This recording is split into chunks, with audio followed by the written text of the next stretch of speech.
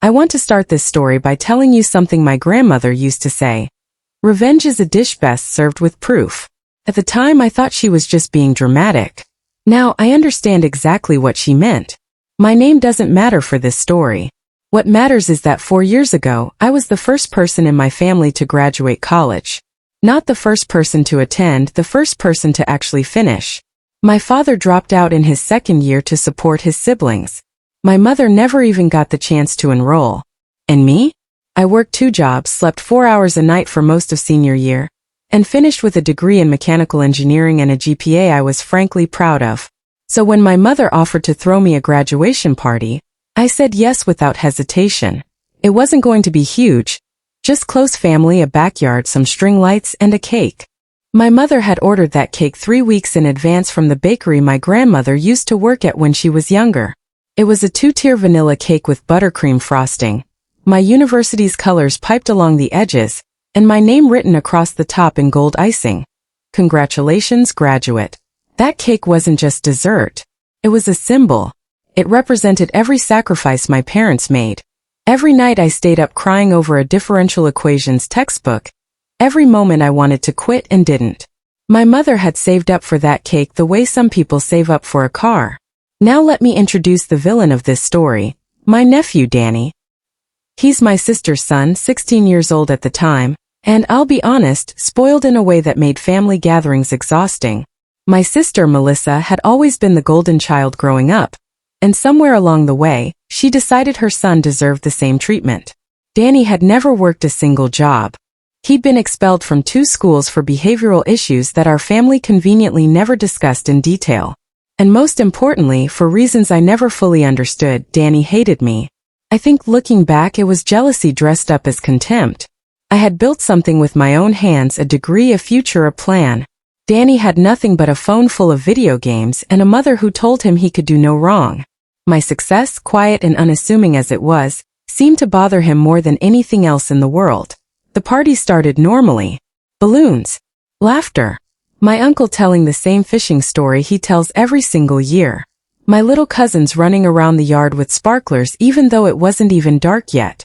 My father kept looking at me across the yard with this expression I'd never quite seen on his face before. Pride, maybe mixed with disbelief that his daughter had actually done it.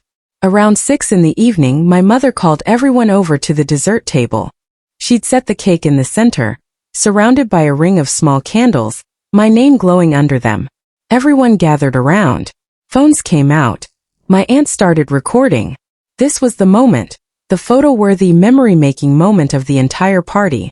And that's when Danny walked over. I noticed him approaching but didn't think anything of it. I assumed he wanted a good spot for the photo, or maybe foolishly, that he wanted to actually congratulate me for once.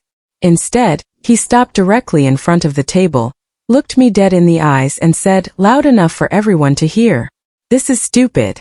You're not even that smart. You just got lucky." I laughed it off. 16-year-olds say dumb things, I told myself.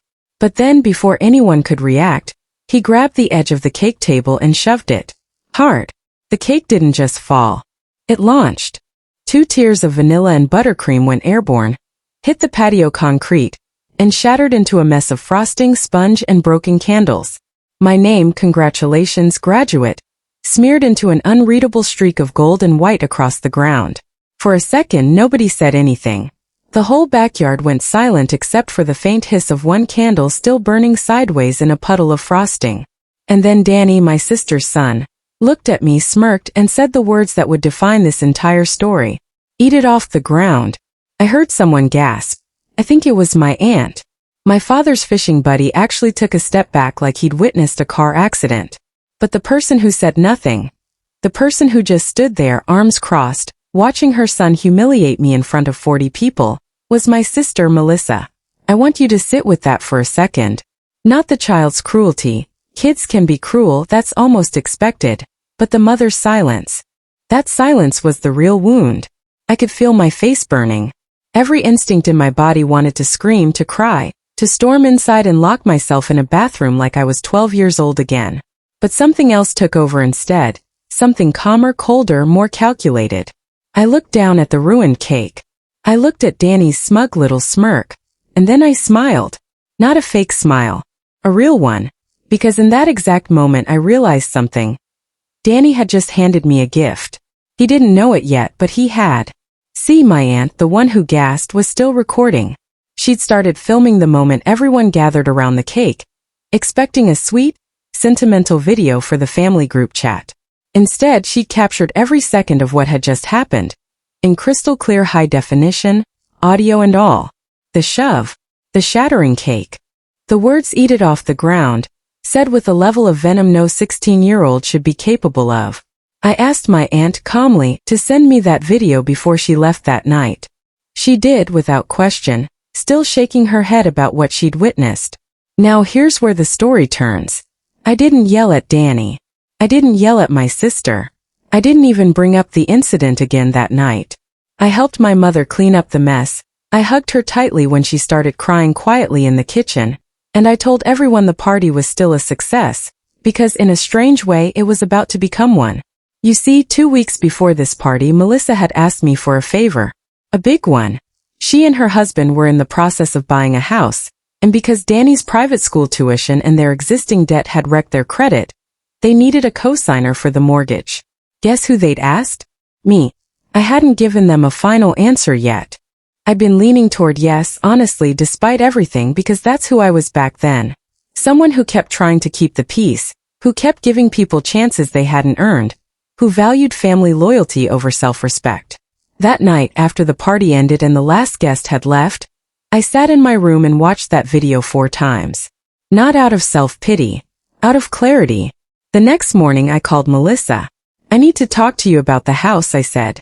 She sounded relieved, actually hopeful, like she assumed I was calling to say yes. Oh, thank God. I was so worried after last night I thought maybe. I'm not co-signing, I said, cutting her off.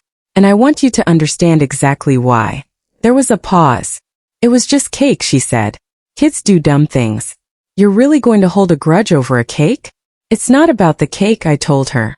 It's about the fact that you stood there and said nothing while your son told me to eat food off the ground like an animal, in front of our entire family, at a party celebrating something I worked 4 years to achieve.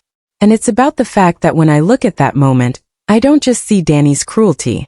I see exactly how you've raised him to treat people who inconvenience him. I'm not putting my name, my credit, and my future on the line for a family that treats me like this. She started crying. She apologized, sort of. The kind of apology that's really just an excuse wearing an apology's clothes. He's going through a hard time, she said. You know how teenagers are. I know how teenagers who are taught there are no consequences behave, I said. That's different. I hung up. Now you'd think that would be the end of it. It wasn't. 2 days later my mother called me, panicked. Melissa had gone to our grandmother, the matriarch of the family, the one person whose opinion still carried weight with everyone, and told her a very different version of events.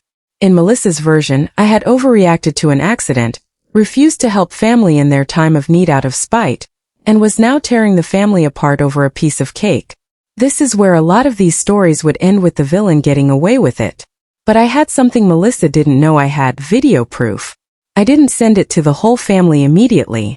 Instead, I asked my grandmother if I could come by and talk to her in person. I sat across from her at her kitchen table, the same table I'd done homework at as a kid, and I played the video on my phone. All of it. The shove. The shatter. The words. My grandmother didn't say anything for almost a full minute after it ended. Then she looked up at me and said quietly, "She told me it was an accident." "It wasn't," I said. "That was it. That was all it took."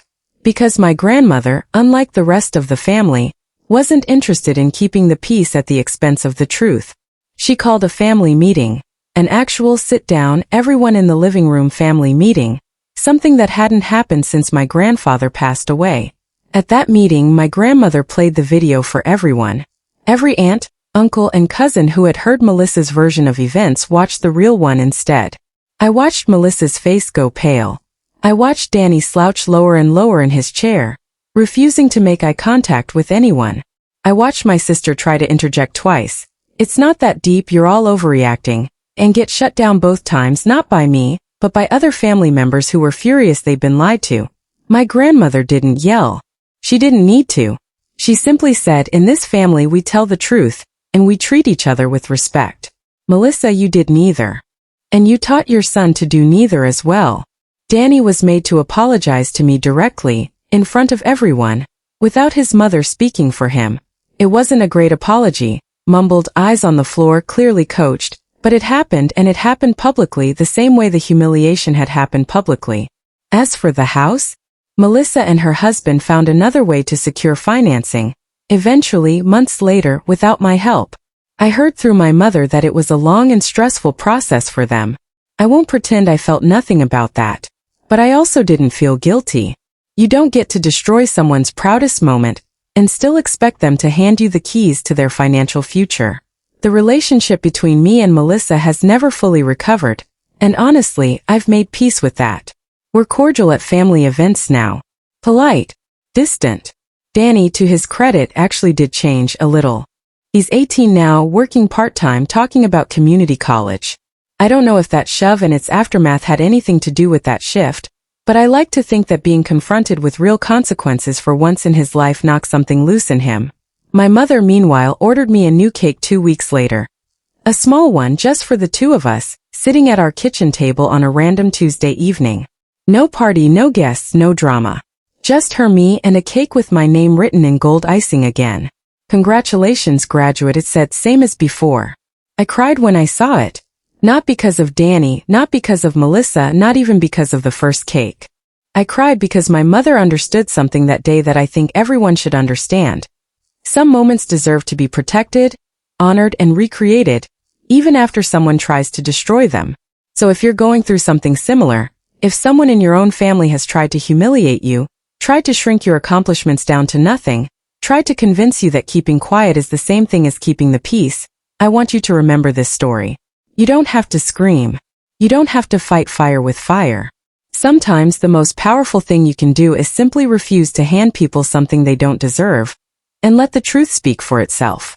Because in the end, cake can be remade. Cruelty, once it's caught on camera and shown in the light, is a lot harder to rebuild from.